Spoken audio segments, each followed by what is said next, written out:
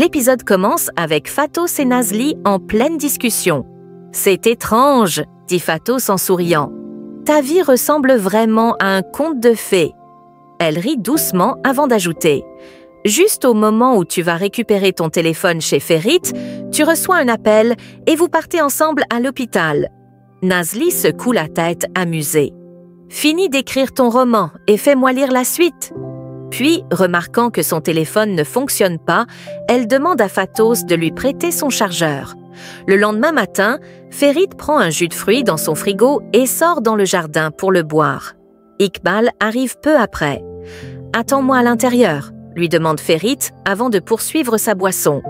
De son côté, Nazli se réveille en sursaut. « Mince, mon téléphone n'a pas sonné, je vais être en retard. » Elle demande à Fatos de le réparer, mais celle-ci examine l'appareil et secoue la tête. « Il est foutu.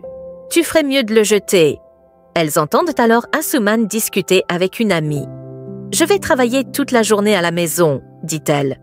Nazli s'approche, prend son téléphone et lui dit qu'elle n'en aura pas besoin.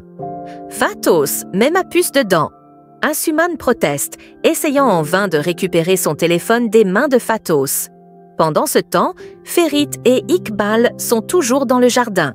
« Nous récupérerons les photos aujourd'hui, » annonce Iqbal. « Nous saurons alors où et quand elles ont été prises. » Ferit la remercie et insiste. « Prends toutes les précautions nécessaires pour éviter qu'elles ne soient compromises. Nous traînerons devant le tribunal la personne qui a fait ça. » Iqbal acquiesce. « Compris. » Ferit ajoute. « Passe chez moi avec engin après le travail. Je vais travailler de la maison aujourd'hui. » Elle hoche la tête avant de s'en aller. De son côté, Hakan est en réunion avec ses avocats. « Nous devons nous imposer au conseil de l'entreprise de Ferit, » affirme-t-il. « Il ne doit plus faire un seul investissement sans que je sois au courant. C'est l'héritage de mon neveu qui est en jeu. Son homme de main prend la parole. » Ferit a surenchéri sur le prix de la cimenterie pour nous empêcher de l'acquérir. Nous devons riposter. Hakan acquiesce. Je vais lui demander des comptes à ce sujet. Demey intervient. Tu comptes encore aller à l'entreprise de Ferit? Non, nous les avons déjà assez tourmentés.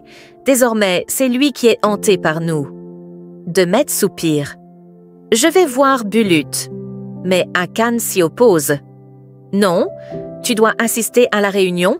Tu dois apprendre à te comporter avec ces gens, car après tout, c'est toi la signataire de la tutelle de Bulut.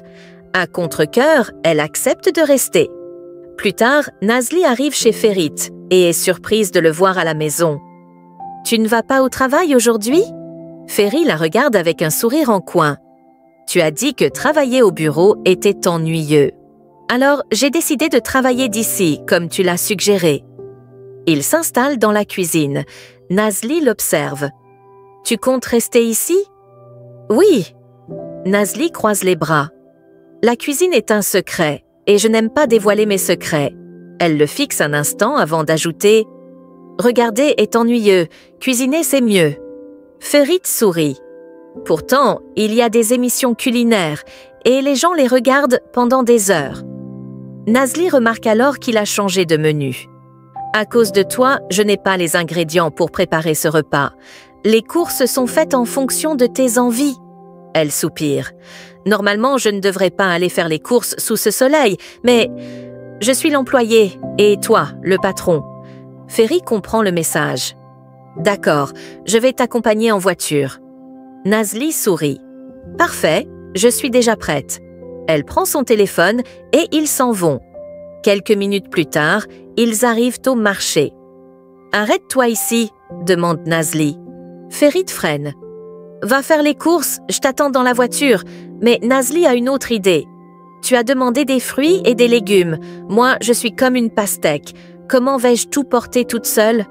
Elle marque une pause avant d'ajouter avec malice. « Ce serait bien si Tariq était là. » Ferit l'observe parler, impassible, avant de finalement sortir de la voiture. Au marché, Ferit porte les courses pendant que Nazli choisit les produits. Les commerçants le taquinent, pensant que Nazli a remplacé Tariq par lui. « Il t'aide bien, ton nouveau porteur de sac. » Ignorant qu'il est le patron, ils plaisantent avec Nazli comme à leur habitude. Ferit, amusé malgré lui, se contente de les écouter tandis que Nazli rit doucement, appréciant l'instant.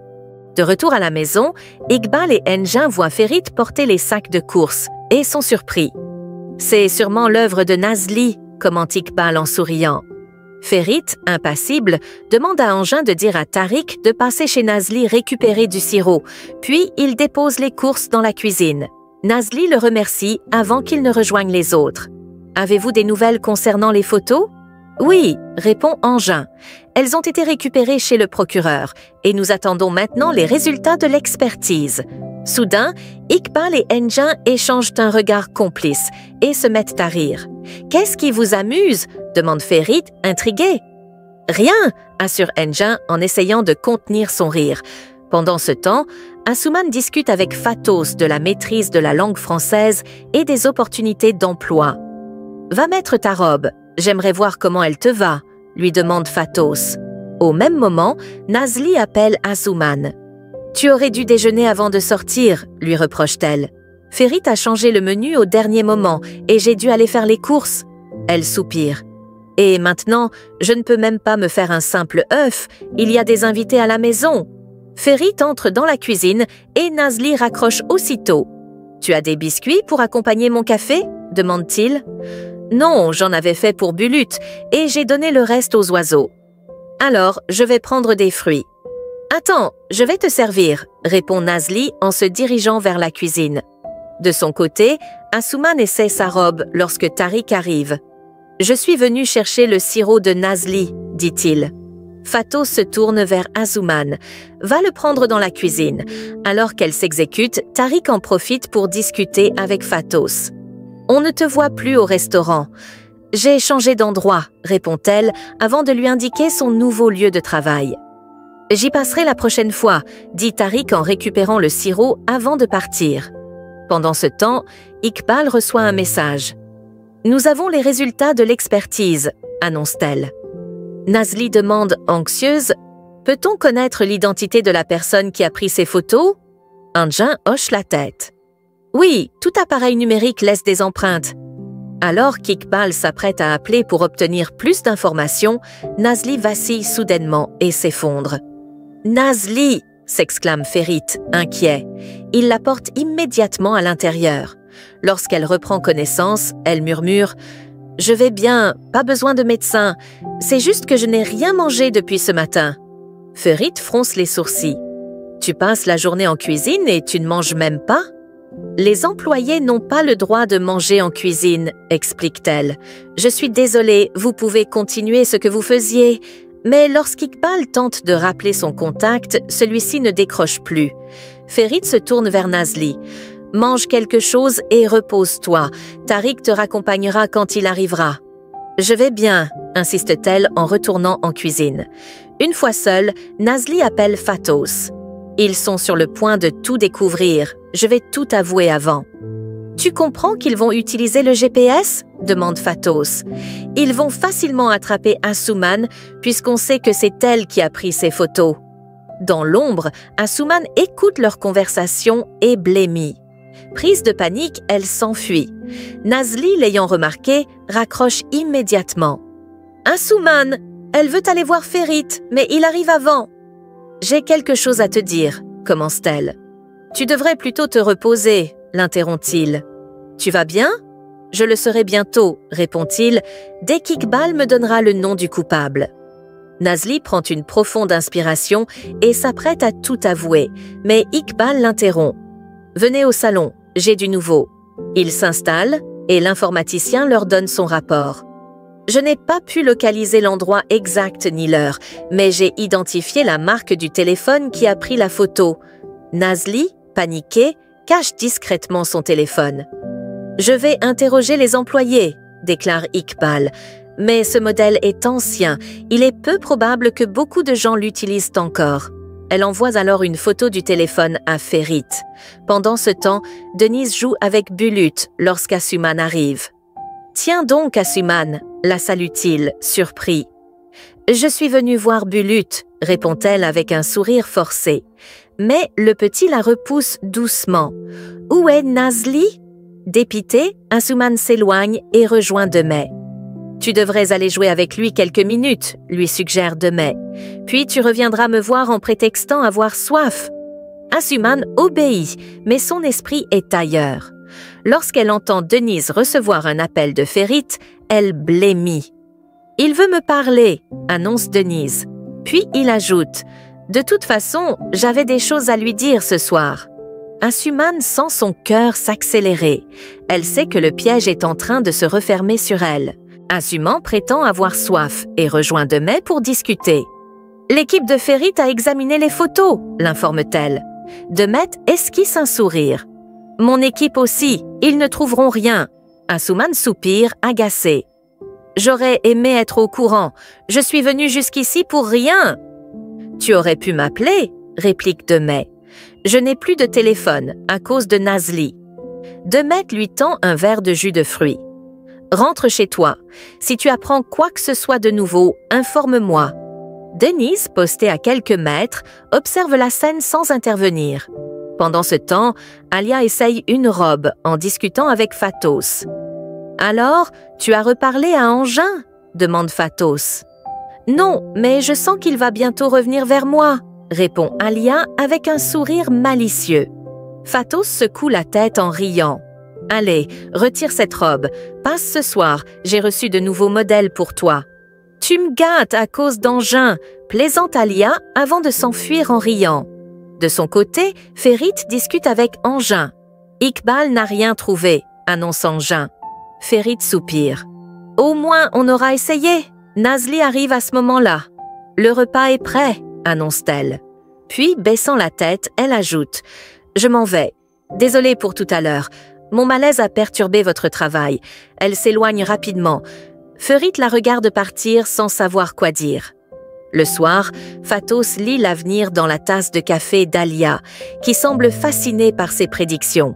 Asuman arrive et, en voyant Alia, son visage s'illumine.